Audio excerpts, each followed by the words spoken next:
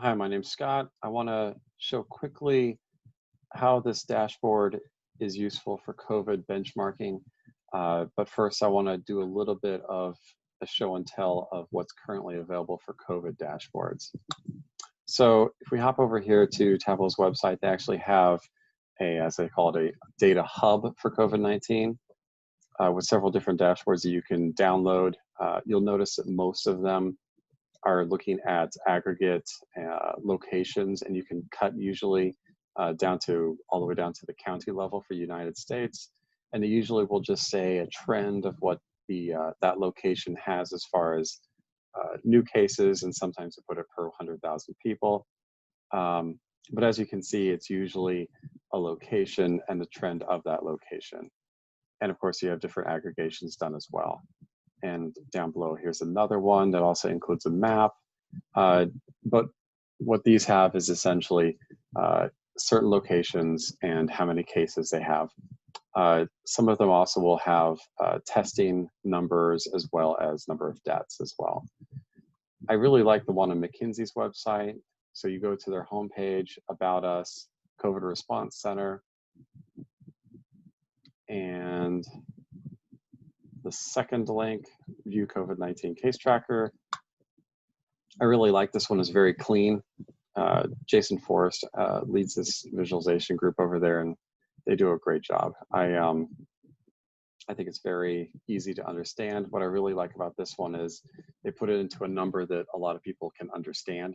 So the ones on the Tableau site where it says, you know, X number per 100,000, that's not really easy to grasp quickly. But as you can see, like US, 1 in 558. So what does that mean? That's over the last 14 days, which is the period of time considered to be where someone is still infectious, where they can make other people infected, that is. You have 1 in 558 people who are in that state. And also you can drive into this a little bit and look at different states, and you can see kind of at a glance really quickly, for instance, Alabama is much higher risk than, say, California, Illinois, because it's 1 in 287 people versus 1 in 476 and so on. And you can also, of course, drive into county level as well. So LA County, 1 in 554 and so on. It's like Fresno County, much higher risk there versus Orange County. So yet again, though, we're looking at each county, number of cases over time, how that's presented varies by these different views. But what we don't have is a way to pull these dashboards and insert certain company data as well, so you can actually benchmark the company versus the locality of where the company's offices are. So that's what I've tried to do in this view. So I've created a fake company that has 4 different sites: Santa Clara, Cobb, Cook, and St. Louis. So the benchmark is the bar. That is the bar that's going horizontally. So what this means is Santa Clara, for instance, you can see in the tooltip that comes out, 1.3% of the population is actively positive as of the final date of this dashboard. And the other bar is the company's percent that is actively positive. So of course you can see it's 1.5% for this example company. And you can quickly at a glance see Santa Clara, you're higher than your surrounding area. Cobb, slightly lower. Cook, much higher. St. Louis, roughly the same. So you can quickly understand how you are versus a benchmark, and the benchmark being your local area for your office. One thing to consider, this is assuming that all of the people who work, we'll just say in the Cobb County office in Georgia, also live in Cobb County.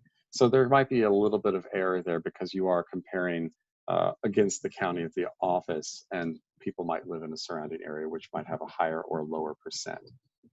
So a little bit of error might be there. To the right of that is a trend essentially of those same numbers. So all the way at the right, most recent value, this is what's represented over here. So essentially you can see over time how that has evolved. And the dark gray in this view is the county.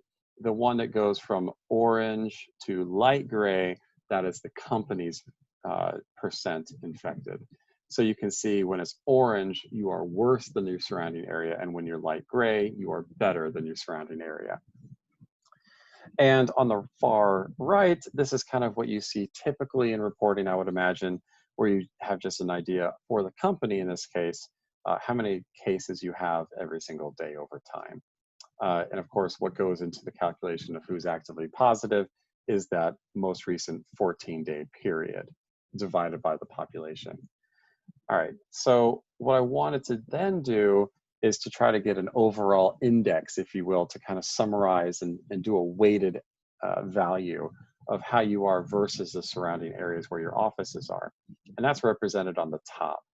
And I confess I failed miserably to get the calculation to work. And luckily Tableau has a really nice system for submitting help requests. So thank you goes out to Josh Davis, who helped me for probably a good 2 hours earlier today. So thank you. But essentially what this is doing is it's taking the weighted values of the company over all these different locations and then comparing that against, as a ratio essentially, what that company would be like if they were of the same ratio of the counties where they are located. That's a little confusing, so I'm going to go to an Excel file just to show what that looks like. So on the left-hand side, you recall that we had 4 locations. So I've got Santa Clara, Cobb, Cook, and St. Louis. My fictitious company has 80,000, 35K, 30, and 25K people in each one. And the number of people who are on that 14-day rolling number of positive cases is here on the left. So essentially, to get the percent that is actively sick, you take that number of 14-day over that time, divided by the number of people in the company in that location. So 2.4% of the company that is located in Santa Clara is actively sick. Same thing for Cobb, Cook, and St. Louis. So the weighted value for that is essentially just 2.4% times 80,000 plus 0.2% times 35,000. And that comes out to, at the end, once you do all 4 locations, to 2430. And if you are quick to add, you'll notice that that is essentially the same as just adding up the total number of sick across the whole company. Then you divide it by 170,000, which is the total for all of the company locations, which gives you an overall weighted sick ratio for the company of 1.4%. All right, so that is the numerator of that index score. So the denominator is taking the percent the county has in each of those locations and multiplying it by our company number of people in each location. Not the population in the county, but the population in the county that is associated with the company. So you have 1.4% of the county that is sick in Santa Clara.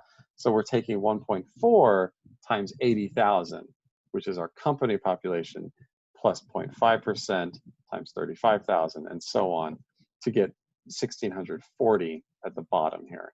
So if we were sick at the rate of the area where our office is, we would have 1,639 sick. And then we divide by the number of people in the company to come up with a weighted theoretical rate of infectious people of 1%. So 1.4 is how many we actually have sick across the board. If we were sick at the rate of our localities of where we are located, we would have 1% sick. And that is 1% sick that is over the last 14 days, not cumulative over all time. So the index essentially is taking that actual value of 1.4 divided by the theoretical rate of 1 to come up with 1.48. And as you can see, there's a little bit of rounding here. But what does this mean? This means we are 48% higher than the local area right now. So that's bad. 1.0 means we would be exactly the same as our local area. And if we are lower than 1, that means we are doing better than our local area. Most people are still teleworking, probably for most companies. So you could probably expect that you're going to be close to 1. But as you can see in this example, we are considerably higher than the local area. All right, so where did I get all of this data for the local areas and the current sick values? Let's go back to Chrome. And so right now, so we used to have data coming from Hopkins. About 3 months ago, that stopped. So it used to be called COVID-19 cases on this data.world site. And as you can see on the upper right, the last time it was updated was 3 months ago. And it's going to refresh eventually. I guess I need to click that. But as you saw, it hasn't been updated in 3 months. But we're going to come back to it in a minute. The current one is COVID-19 activity. And as you can see, it was updated 44 minutes ago. So it's updated daily, and it appears several different times a day.